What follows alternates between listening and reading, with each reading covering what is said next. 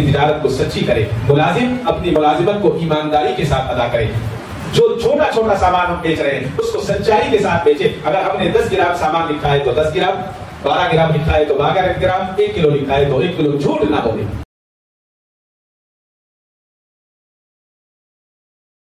السلام علیکم ورحمۃ اللہ وبرکاتہ۔ الحمد للہ وحدہ، والصلاة والسلام على من لا نبی بعدہ، اما بعد، اعوذ باللہ من الشیطان الرجیم، بسم اللہ الرحمن الرحیم، ومن يطع الله والرسول فأولئك مع الذين أنعم الله عليهم من النبيين والصديقين والشهداء والصالحين وحسن أولئك رفيقا۔ صدق الله مولانا العظيم وصدق رسوله النبي الكريم وعلى آله وأصحابه أجمعين والحمد لله رب العالمين۔ محترم حضرات، بزرگوں اور بھائیوں، سورہ نساء کی ایک آیت میں نے آپ کے سامنے تلاوت کی ہے، جس میں اللہ تعالیٰ نے فرمایا، اور جو کوئی حکم مانے اللہ کا اور اس کے رسول کا، سو ان کے ساتھ ہے جن پر اللہ کا انعام کیا گیا ہے، وہ نبی اور صدیق اور شہداء اور نیک بخت ہیں، اور ان کی اچھی رفاقت ہے۔ یہ اللہ تعالیٰ کا انعام ہمیں معلوم ہو رہا ہے کہ دنیا کے اندر سب نبی نہیں ہو سکتے، دنیا کے اندر سب شہید نہیں ہو سکتے، لیکن اللہ تعالیٰ نے جو نبی نہیں ہے اس کے لیے بھی انعام رکھا، جو شہید نہیں ہے اس کے لیے بھی انعام رکھا۔ انعام یہ ہے کہ جب ہم اللہ کا اور اس کے رسول کا حکم مانیں گے تو اللہ تعالیٰ ان کے ساتھ حشر کریں گے۔ کتنا بڑا انعام ہے اللہ تبارک و تعالیٰ کا۔ اللہ تعالیٰ اس شخص کے ساتھ ہوگا جو اس کو محبوب ہوگا، جو اس کو پسند ہوگا، جس کو ہم دنیا میں ولی کہتے ہیں، اللہ کا دوست۔ حضرت سعید ابن جبیر رضی اللہ تعالیٰ عنہ فرماتے ہیں کہ ایک مرتبہ ایک انصاری صحابی اس حال میں حضور اکرم صلی اللہ علیہ وسلم کے پاس حاضر ہوئے کہ ان کے چہرے پر غم تھا، تکلیف کے آثار نمایاں تھے۔ تو حضور اکرم صلی اللہ علیہ وسلم نے دیکھ کر فرمایا، کیا بات ہے، تم غمگین نظر آ رہے ہو، تکلیف میں ہو۔ تو ان صحابی نے عرض کیا کہ اللہ کے رسول، میں ایک بات سوچ کر غم میں ہوں، تکلیف میں ہوں۔ آپ نے فرمایا وہ کیا بات ہے جس کی وجہ سے غم میں مبتلا ہو؟ تو اس نے عرض کیا کہ اللہ کے نبی، آج ہم الحمدللہ صبح اور شام آپ کی زیارت کرتے ہیں، آپ کی مجلس میں حاضر ہوتے ہیں اور آپ سے فائدہ حاصل کرتے ہیں، لیکن کل آخرت میں آپ تو انبیاء علیہ السلام کے سب سے اونچے درجے پر ہوں گے، تو وہاں تک ہماری رسائی تو ممکن نہیں ہے، ہم وہاں کیسے جا سکتے ہیں، ہم کیسے پہنچ سکتے ہیں؟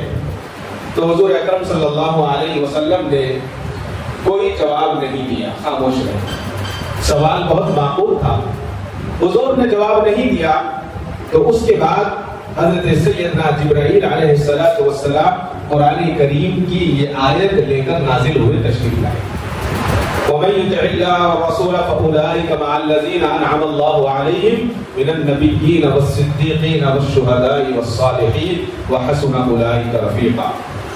چنانچہ صحابہ کہتے ہیں کہ جب یہ آیت آئی اور حضور اکرم صلی اللہ علیہ وسلم نے ان صحابی رسول کو بلا کر اس آیت کو سنایا تو اس آیت کی خوشخبری سے ہم سب لوگ خوش ہو گئے۔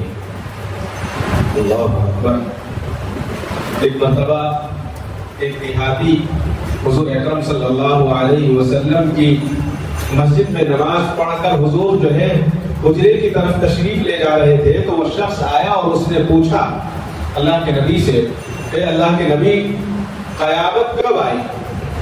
تو اللہ کے نبی صلی اللہ علیہ وسلم نے ارشاد فرمایا تو نے قیامت کی کیا تیاری کر رکھی ہے؟ اس سے معلوم کیا اللہ کے نبی نے تو نے قیامت کی کیا تیاری کر رکھی؟ تو اس دیہاتی نے کہا اے اللہ کے نبی میرے پاس زیادہ روزے نہیں ہیں، زیادہ نماز نہیں ہے، زیادہ نیکیوں کا ذخیرہ نہیں ہے، لیکن میرے پاس مجھے اللہ اور اس کے رسول سے محبت ہے، میں اللہ سے محبت کرتا ہوں، اس کے رسول سے محبت کرتا ہوں۔ اس کا جواب سن کر رسول اللہ صلی اللہ علیہ وسلم نے ارشاد فرمایا آدمی کا حشر اسی کے ساتھ ہوگا جس سے وہ سچی محبت کرتا ہو۔ حضرت انس رضی اللہ تعالیٰ فرماتے ہیں کہ اسلام لانے کے بعد ہمیں اس عظیم مسرت آمیز اعلان سے زیادہ کسی چیز کی خوشی نہیں ہوئی۔ جب اللہ کے نبی نے یہ اعلان فرمایا تو ہمیں سب سے زیادہ خوشی ہوئی۔ تو اس میں سب سے پہلے جو چیز لکھی ہے وہ نبی اور صدیق لکھا ہے۔ صدیق کس کو کہتے ہیں؟ نبی تو اللہ کے اس خاص بندے کو کہتے ہیں جس کو اللہ تعالیٰ مقرر فرمائے، لیکن صدیق کس کو کہتے ہیں؟ صدیق کہتے ہیں سچے کو۔ آج ایک وبا عام ہو چکی ہے، اس میں سب سے پہلے شامل، ہر آدمی ہم شامل ہیں، اس میں عالم بھی شامل، حافظ بھی شامل، داعی بھی شامل، تاجر بھی شامل، ملازم بھی شامل۔ کوئی آدمی آج ایسا نہیں ملے گا جو صدیق میں سے جس کو کہا جا سکے۔ اللہ کے نبی صدیق تھے، سب سے بڑے صدیق اللہ کے نبی سچے تھے۔ سارا مکہ اللہ کے نبی صلی اللہ علیہ وسلم کا دشمن، سارا مکہ اللہ کے نبی کو برا بھلا کہتا، لیکن اگر کوئی کسی سے پوچھ لیتا کہ محمد امانت دار ہیں، محمد کیسے ہیں صلی اللہ علیہ وسلم، تو سب کہتے ہیں کہ محمد صدیق ہے، سچا ہے، جو کہتا ہے وہی کرتا ہے، اس کے علاوہ کچھ نہیں کرتا۔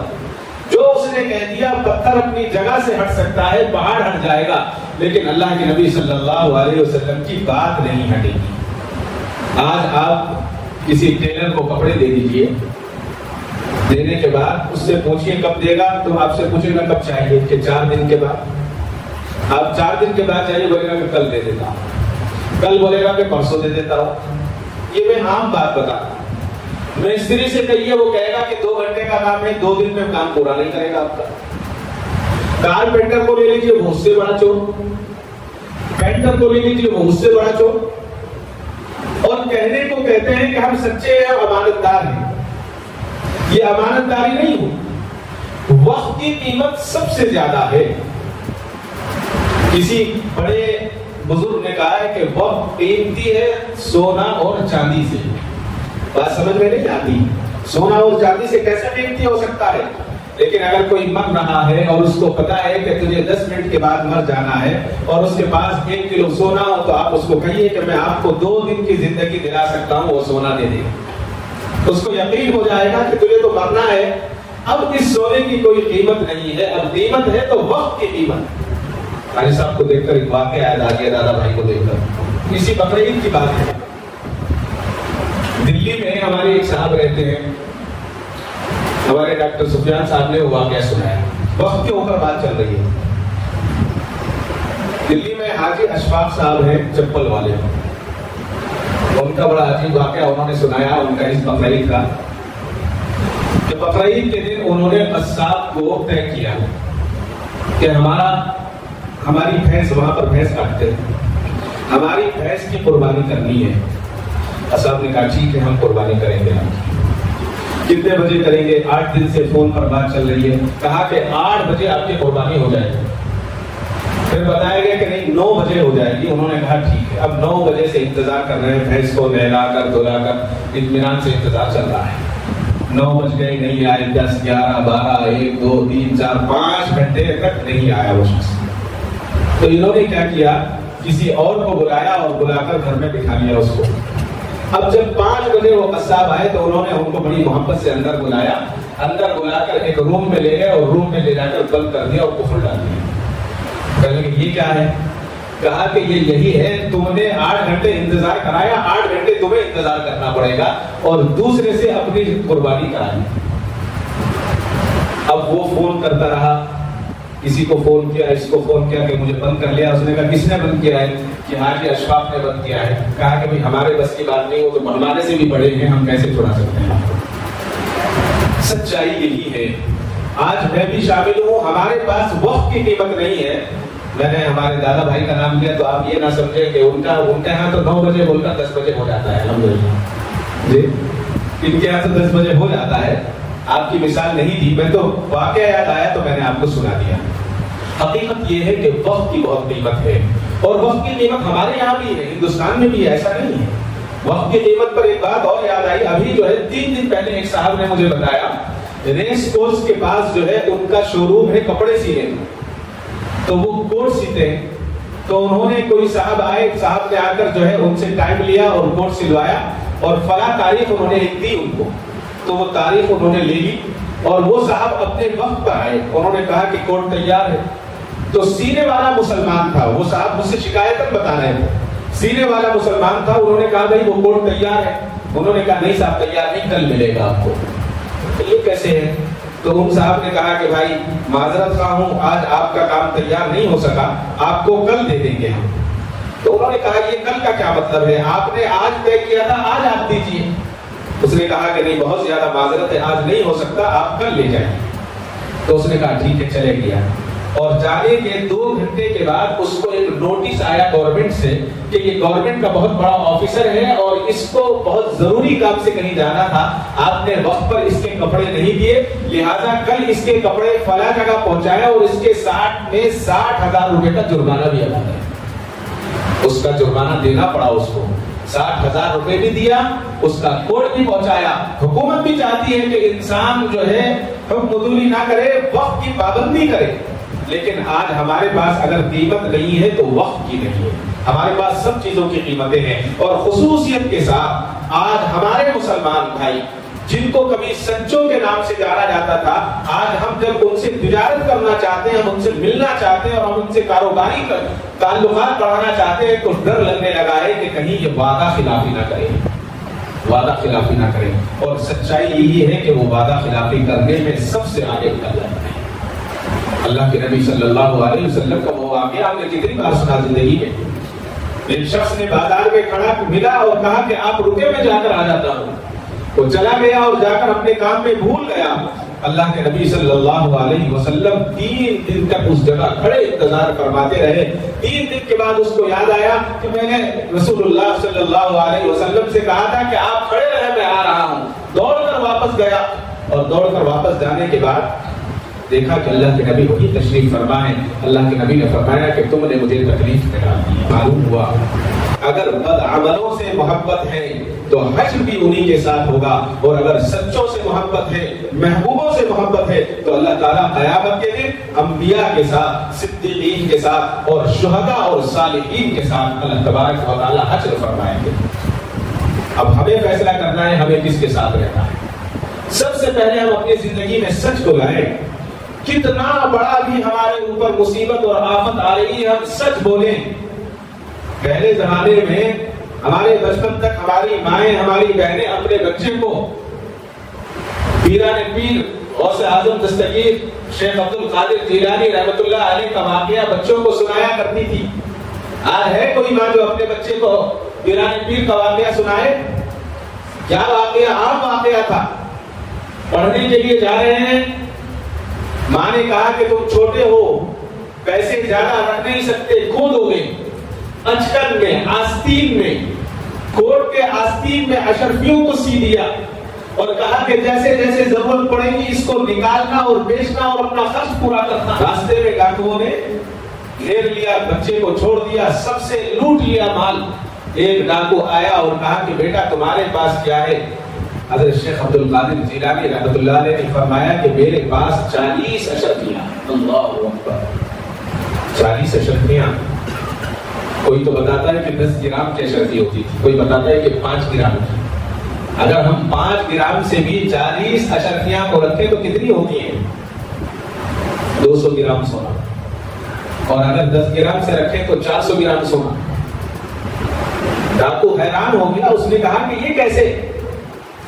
ہاتھ پکڑا، سردار کے پاس لے گئے، پوچھا کہ کیا بات ہے؟ کہا کہ یہ بچہ کہتا ہے کہ میرے پاس 40 اشرفیاں ہیں. کہا کہ 40 کہاں سے آئی؟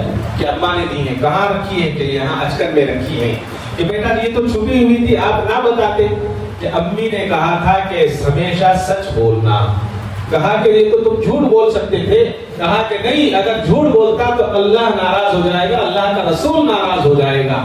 اس بات میں اتنی سچائی تھی کہ اس بچے کی بات کا اس قافلے کے چوروں کے سردار پر ایسا اثر ہوا کہ رونے لگا اور اس کی دنیا پر رکھ دی. سب کو بلایا، کہا کہ ایک چھوٹا سا بچہ کہتا ہے کہ اللہ اور اس کا رسول ناراض ہو جائے گا اور ہمیں اس کی ناراضگی کا کچھ احساس نہیں ہے. توبہ کر لو. سب نے توبہ کر لی. آج ہم سب برابر شامل ہیں.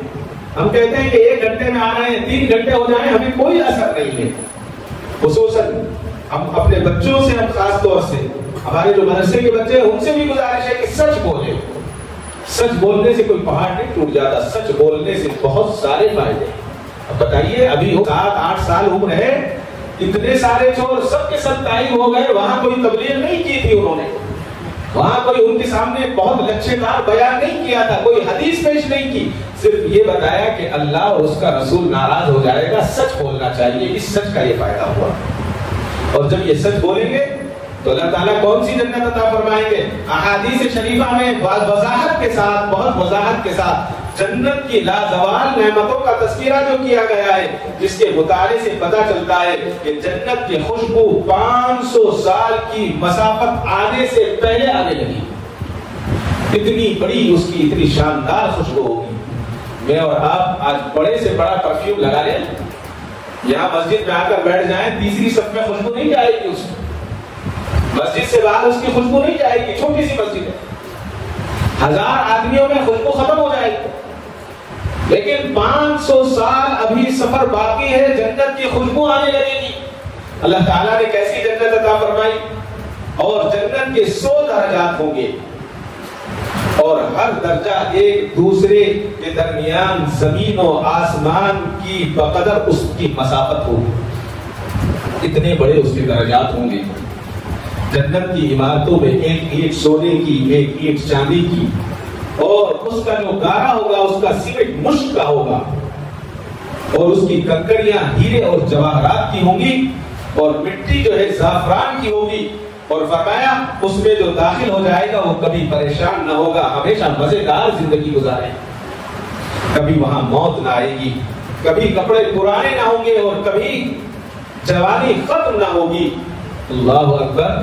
آج دنیا کا چھوٹا سا کام کرنے کے لیے 25, 30, 40 ہزار روپے تنخواہ ملتی ہے ہمارے بہت سارے رشتہ داروں کو، جو امریکہ کا کام ہندوستان میں بیٹھ کر آن لائن کرتے ہیں. 30,000 40,000 کی تنخواہ کے لیے پوری رات ہم جاگتے ہیں. ریلوے ٹریک پر ریل کا پھاٹک بند کرنے والے کی تنخواہ 20 سے 22,000 روپے ہوتی ہے. پوری رات جاگ کر وہ انتظار کرتا ہے کہ ٹرین کب آئے تاکہ میں گیٹ بند کر سکوں، صرف 20,000 حاصل کرنے کے لیے. یہاں تو اتنی بڑی جنت ہے جس کے تعلق سے ہم تصور نہیں کر سکتے. ہمارا ذہن کام نہیں کرے گا کہ اتنی بڑی جنت ہو سکتی ہے. اس کے لیے ہم صرف 5 وقت مسجد میں آنے کے لیے جائیں، صرف 5 وقت. اور 5 وقت میں بھی کسی نماز میں 5 منٹ کا وقت لگے گا، کسی میں 8 منٹ کا، کسی میں 10 منٹ کا، اس سے زیادہ وقت نہیں. یہ جنت سب کے لیے نہیں ہے. جنت صرف اس کے لیے ہے جو اللہ کو اور اس کے رسول کو مانتا ہے. اور جنت کیسی ہوگی اس کا منظر اگر کھینچنے جائیں، اگر سورہ رحمان پڑھنی شروع کر دوں اور جنت کے تذکرے کو بیان کیا جائے تو شاید کئی جمعہ چلے جائیں گے کہ پورا نہیں ہوگا. جنتی کے تعلق سے آتا ہے کہ ایک جنتی کا خیمہ ایسا عطا فرمائیں گے جو 1 خول کا ہوگا، 1 پیس میں تیار کیا گیا ہوگا، اور وہ ایک عجیب و قسم کا موتی ہوگا. دنیا کے اندر کوئی پہاڑ تراش کر کے ایک چھوٹا سا پتھر کو، موتی کو بنایا جاتا ہے، ایک چھوٹا سا خول بنا لیا جائے تو پوری دنیا اس کو دیکھنے کے لیے آ جائے. لیکن یہاں بتایا گیا ہے کہ ایک عجیب و غریب خول ہوگا جس کی چوڑائی 60 میل کے بقدر ہوگی. یہاں سے چلیں گے تمکور سے بھی آگے جا کر نکلیں گے تب جا کر 60 میل پورا ہوگا. کتنی اس کی چوڑائی ہوگی، اس سے زیادہ لمبائی ہوگی، اور اس مومن کے متعدد گھر والے اس کے اندر ہوں گے. اور پھر فرمایا کہ اس کے خیمے کی وسعت کی وجہ سے، بڑا ہونے کی وجہ سے ایک دوسرے کو نظر نہیں آئیں گے۔ اللہ اکبر۔ پھر فرمایا، بخاری کی روایت میں نے آپ کو سنائی ہے کہ ایک دوسرے کو دیکھ نہیں سکیں گے۔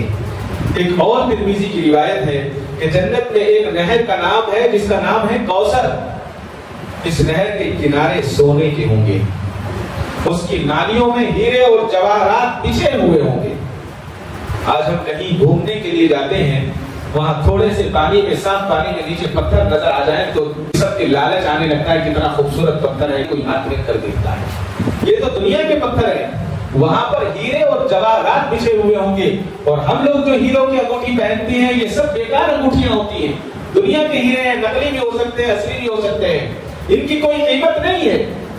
ہیرو کی قیمت کا اندازہ مجھے اور آپ کو نہیں، اس لیے کہ ہم جوہری نہیں ہیں۔ اگر ہم جوہری ہو تو ہمیں پتہ چلے۔ ایک صاحب میرے پاس دوا کے لیے آیا کرتے تھے ساؤتھ افریقہ میں، وہ آئے، میں نے ان سے پوچھا آپ کیا کام کرتے ہیں، تو ہنسنے لگے۔ میں نے کہا بتائیے، تو انہوں نے کہا کہ ہم ہیرو کی کٹنگ کرتے ہیں، ہیرے بناتے ہیں، اس کی کٹنگ کرنے پر پالش کرتے ہیں۔ میں نے کہا یہ کہاں ہوتا ہے؟ ایک آفس ہے ہمارا، ایک فیکٹری ہے، اس میں ہوتا ہے۔ تو اتفاق سے ان کے یہاں جانا ہو گیا، تو میں نے سوچا کہ جب فیکٹری میں آئے ہیں تو ایک ہیرا خرید لیں۔ اب ہمیں کیا پتا ہیرے کی کیا قیمت ہوتی ہے، ہمیں تو اس کا اندازہ نہیں۔ تو انہوں نے کہا کتنا بڑا چاہیے؟ میں نے کہا ایک چھوٹا سا دے دیجیے۔ تو انہوں نے کہا اچھا ٹھیک ہے، پھر بھی ایک اندازہ بتائیے۔ تو میں نے ان کو یہ انگلی دکھائی، چھوٹی والی انگلی کا ناخن۔ میں نے کہا اتنا بڑا آپ دے دیجیے تاکہ اس کو ہم خرید لیں اور انگوٹھی بنوا لیں۔ تو تقریباً 1-1.25 گھنٹہ لگ گیا اس کو ناپنے میں، اس کو تولنے میں، اس کے حساب نکالنے میں، اور اس کے بعد انہوں نے کہا کہ نہیں رہنے دیجیے، مت لیجیے، کسی کام کا نہیں ہے، آپ کیا کریں گے لے کر؟ میں نے کہا نہیں دے دیجیے۔ تو انہوں نے، مجھے یاد ہے 2007 کی بات ہے، 1,40,000 روپے اس کی قیمت بتائی اس وقت۔ وہ کہا کہ اس کی قیمت جو ہے مارکیٹ کی نہیں بتا رہا ہوں میں، اپنی قیمت ہے، مارکیٹ میں جائیں گے تو 2 لاکھ سے بھی زیادہ ہوگی۔ میں نے کہا بھائی ہماری ہمت سے باہر ہے، ہماری طاقت سے باہر ہے، ہم نہیں دے سکتے۔ تو پھر انہوں نے اپنی ایک ڈرائر کھولی اور ڈرائر میں سے اتنے سارے ہیرے ہاتھ میں لیے اور مجھے دے دی۔ میں نے کہا یہ کیا؟ کہ یہ آپ رکھ لیجیے۔ میں نے کہا میں کیا کروں گا اتنوں؟ کہ نہیں آپ اس کو رکھیے، اس کا کوئی مسئلہ نہیں، یہ ڈپلیکیٹ ہے، دیکھنے میں ایسے ہی ہے، بالکل سیم ہے، لیکن یہ امریکن ڈائمنڈ کے نام سے ملتا ہے، اس کی بازار میں قیمت زیادہ سے زیادہ 1,000 روپے کی۔ اللہ اکبر۔ اب دنیا میں ہم ایک چھوٹا سا ہیرا خرید نہیں سکتے، ہمارے اندر اتنی طاقت نہیں ہے کہ ہم جو ہے 2 یا 4 ایونٹ کا ہیرا خرید سکیں۔ وہاں جو اللہ نے کوثر جو نہر بچھائی ہے، اس نہر کے اندر جتنے ہیرے ہیں وہ ہیرے اور جواہرات سب کے سب اصلی ہوں گے، کوئی نقلی نہیں ہوگا۔ اللہ اکبر، اللہ اکبر۔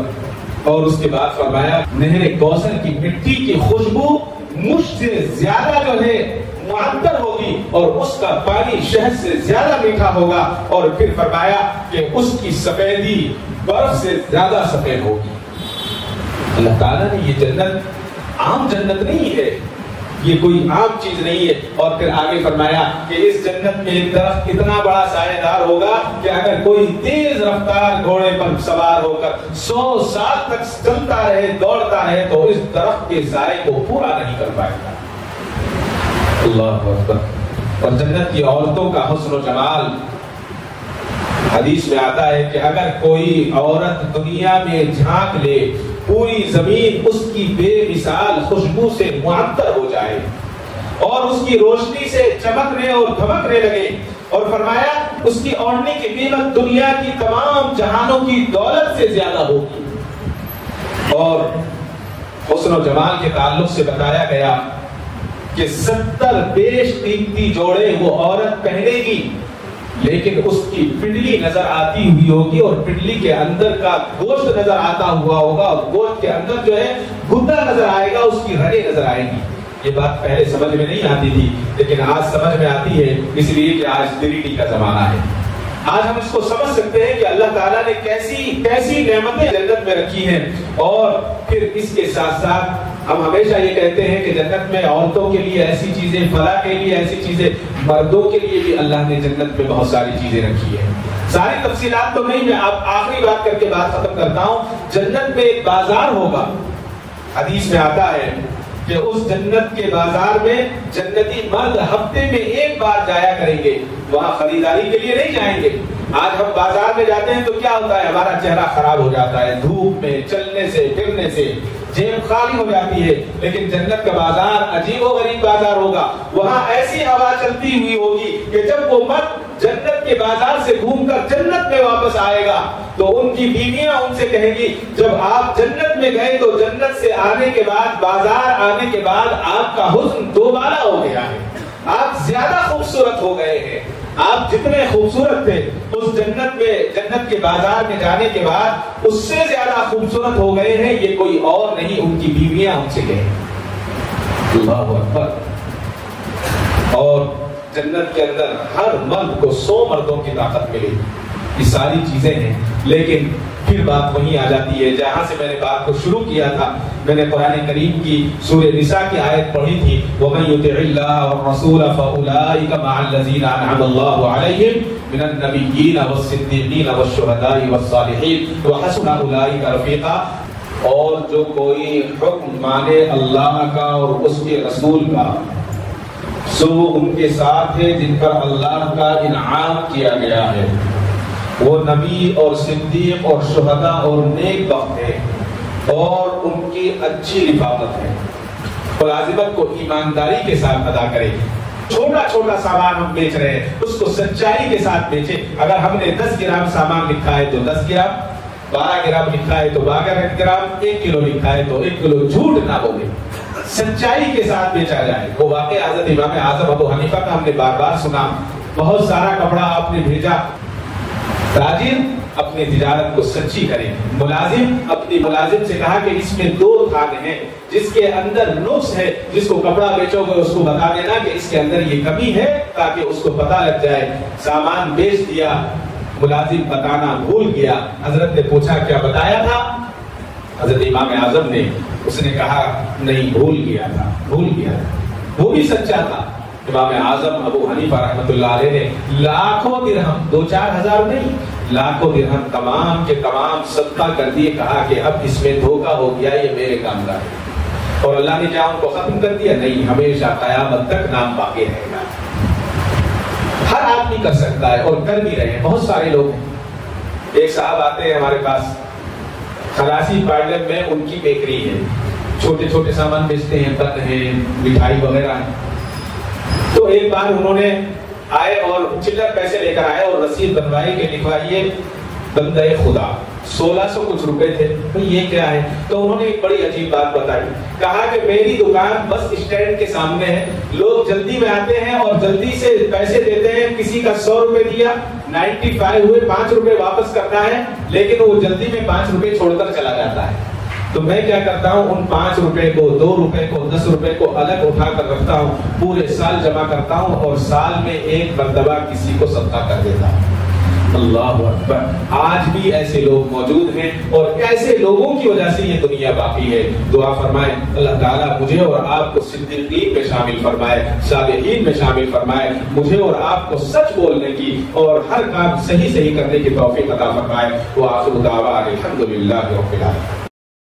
کعبے پہ پڑی جب پہلی نظر، کیا چیز ہے دنیا بھول گیا، کیا چیز ہے دنیا بھول گیا۔